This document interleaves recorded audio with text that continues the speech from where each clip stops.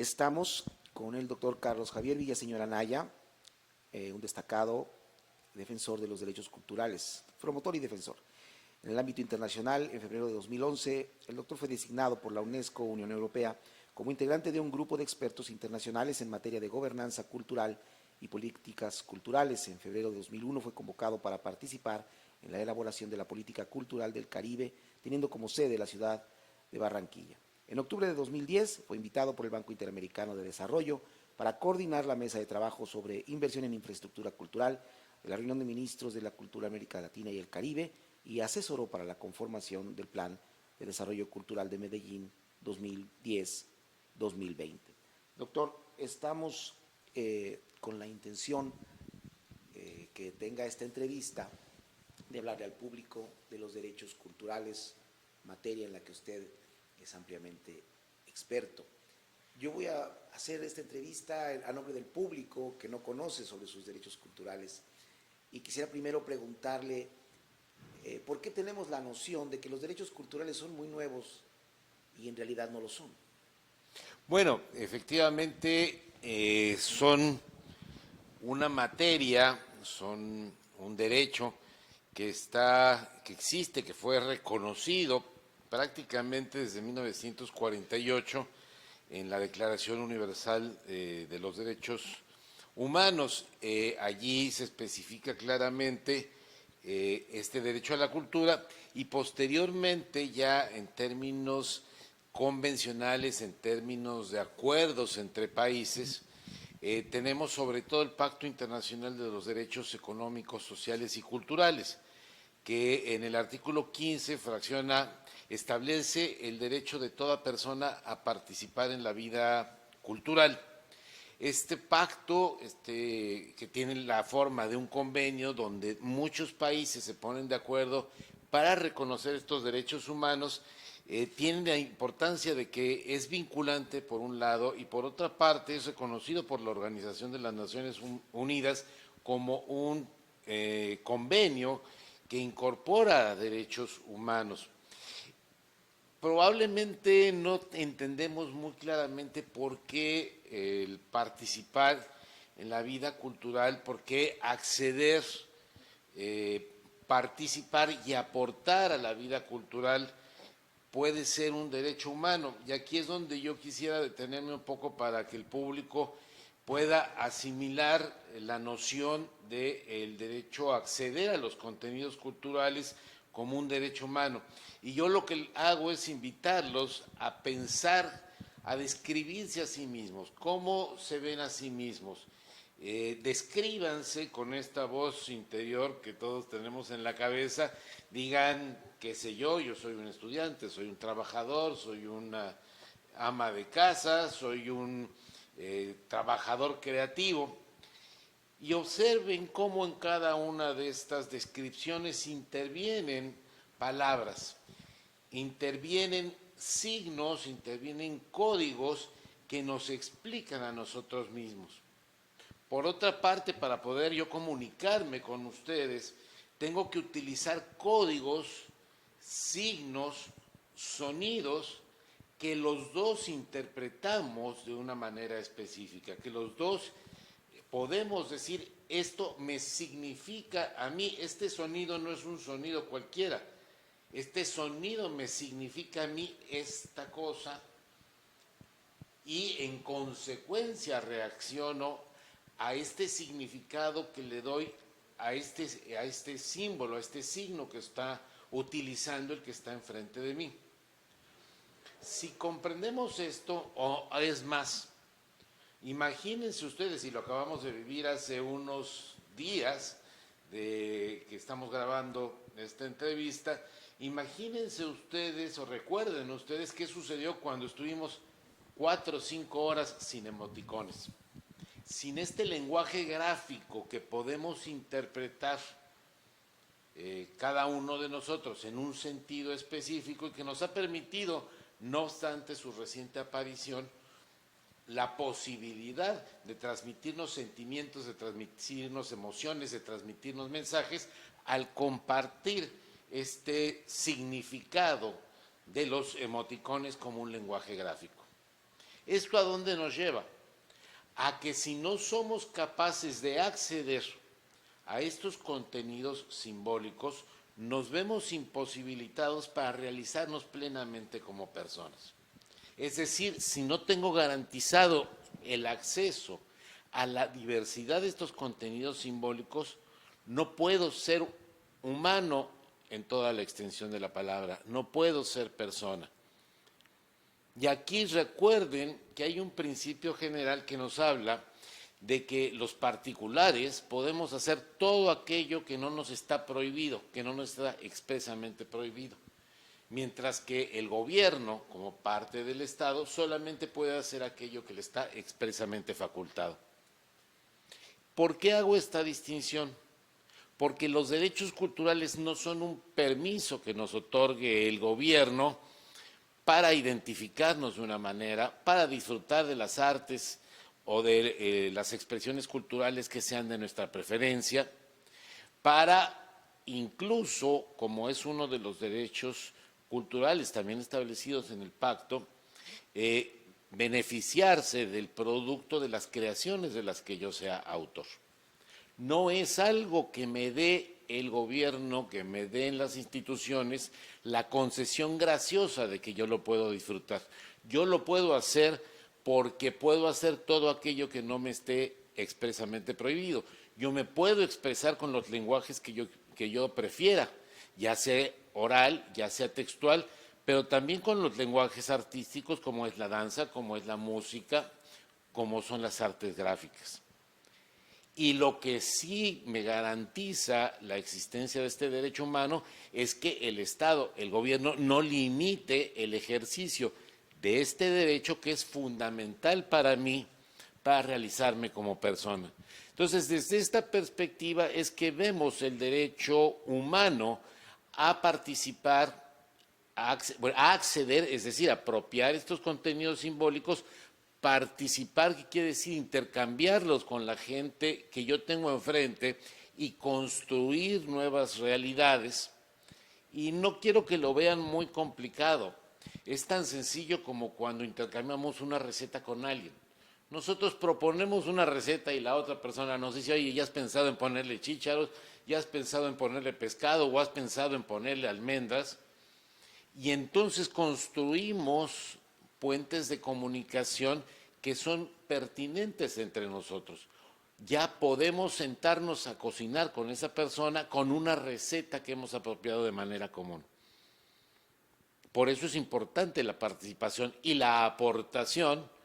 Estos contenidos que hemos apropiado los podemos combinar de maneras distintas y proponer nuevos códigos a la apropiación comunitaria, tal como estamos viendo aquí con las 145 obras que componen la trienal aquí en el Centro Cultural Tijuana. Son aportaciones simbólicas que nos hacen artistas provenientes de 14 países y que nos dicen, esto es lo que yo pienso, esta es mi realidad, esta es mi perspectiva de la vida.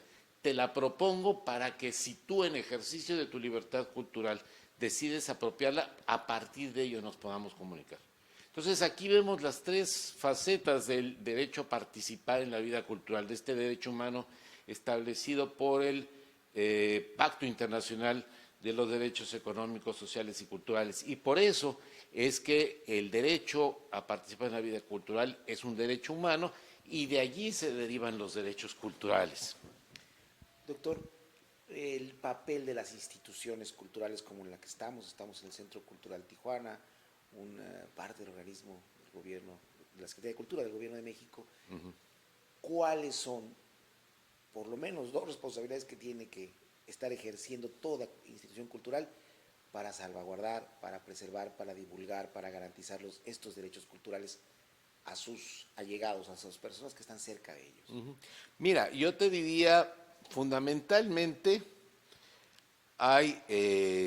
yo vería tres funciones muy concretas de un espacio como el Centro Cultural Tijuana.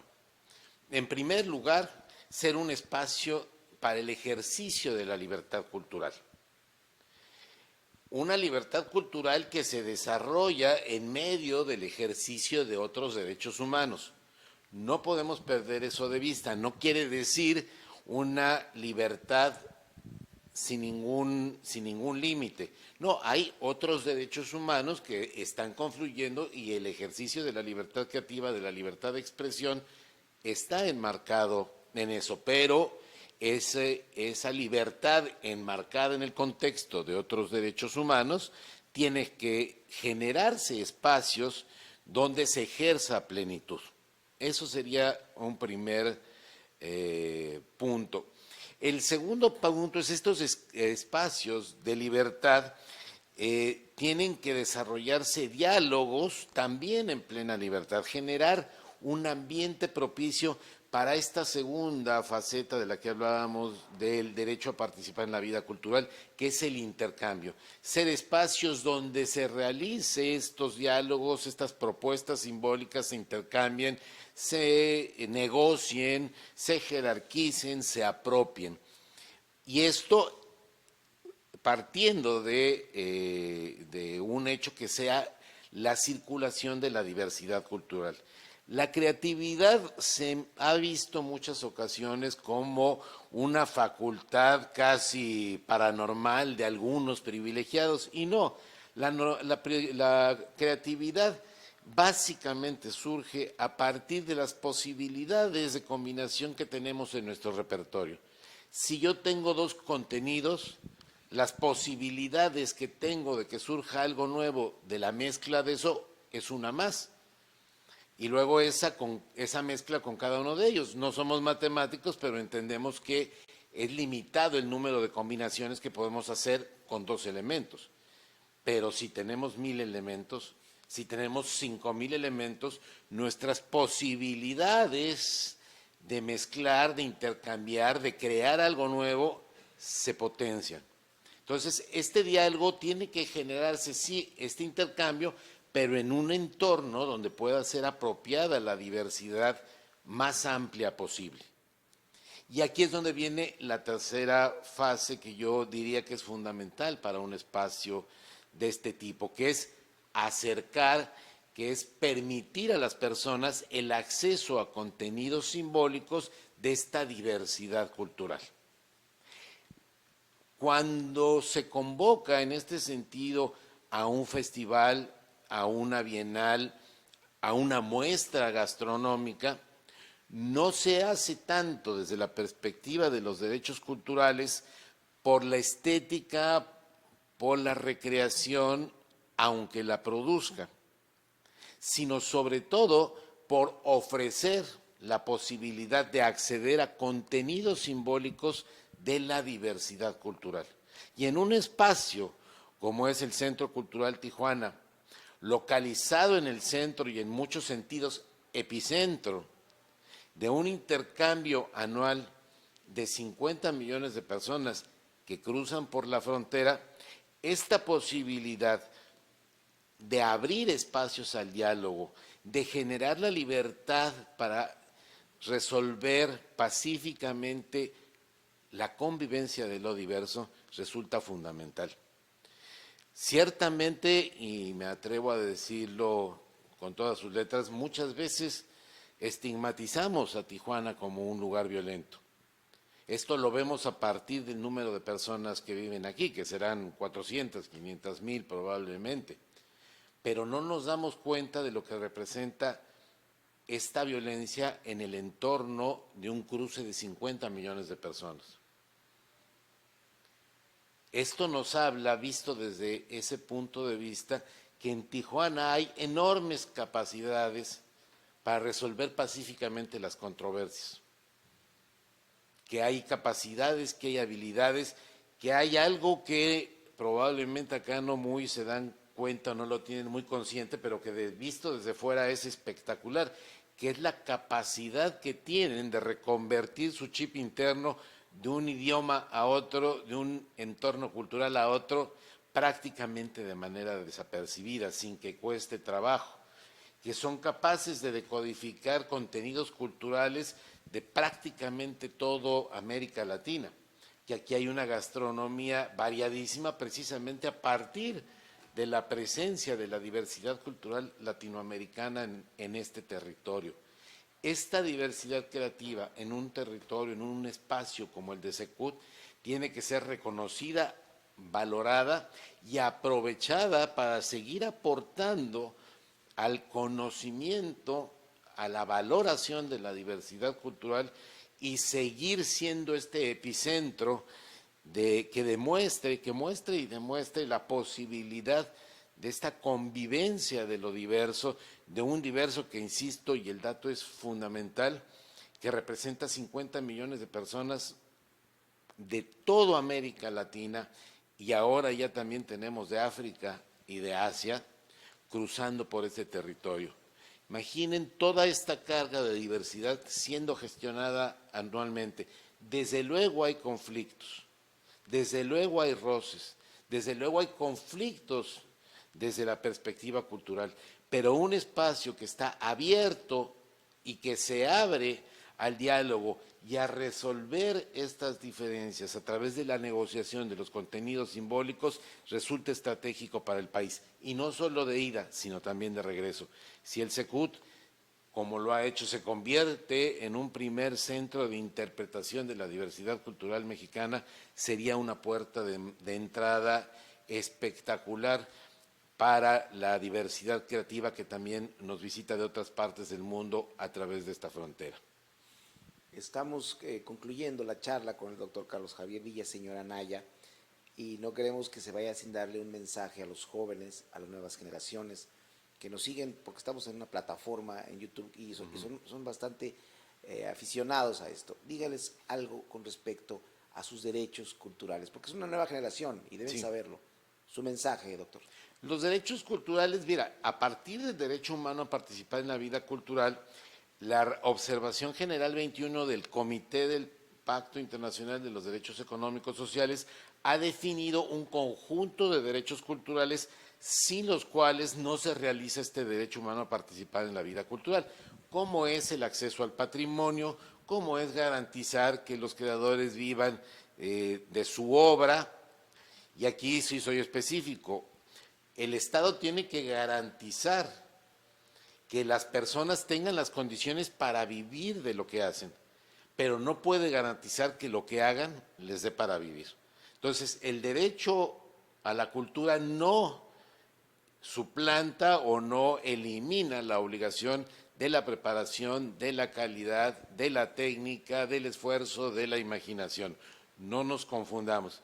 Pero sobre todo mi interés sería transmitirles un punto en particular. Vengo de hace unos días participar en la presentación de la Carta de la Ciudad por los Derechos Culturales.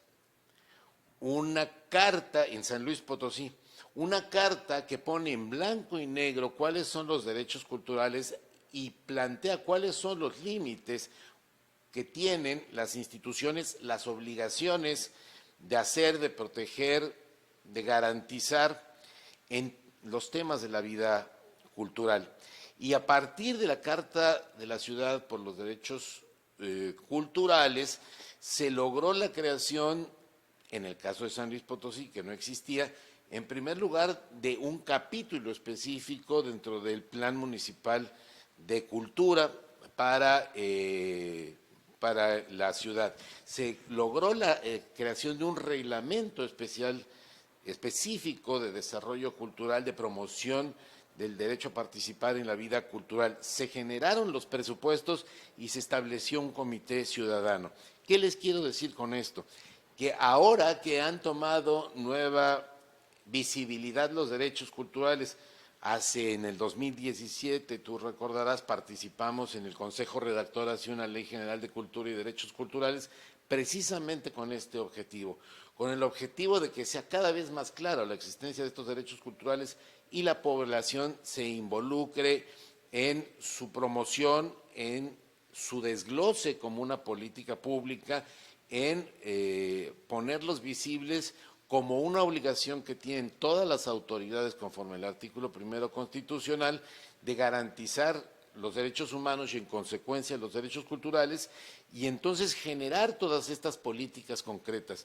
Han pasado muchos años donde no se plantea una solución, un requerimiento específico. Y me parece que esta es una muy buena oportunidad en torno de todos estos cambios que hay en los gobiernos municipales, en los gobiernos estatales, de buscar que se quede muy clara dos cosas, que los derechos culturales no son una concesión graciosa, sino son una responsabilidad, una obligación derivada desde el artículo primero constitucional de todas las autoridades, y aquí como dijo la Madre Superiora, dijo que a todas, no hay excepción posible, no es nada más la federación, es la federación, el Estado y los municipios. Y no solo los ejecutivos, también el legislativo y el judicial.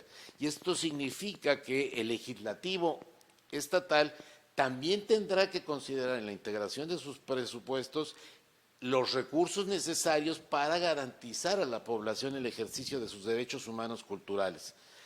Los jóvenes tienen en sus manos la creación de las próximas políticas culturales, pero no solamente a nivel exigencia, también a nivel participación.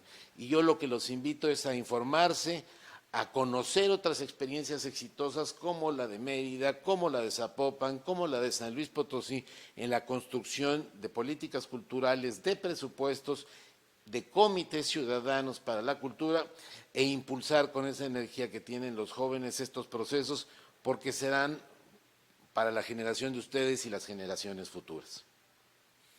El Centro Cultural Tijuana, organismo de la Secretaría de Cultura del Gobierno de México, agradece la presencia en este recinto del doctor Carlos Javier Villaseñor Anaya, experto en derechos culturales, con quien estamos teniendo una buena entrevista.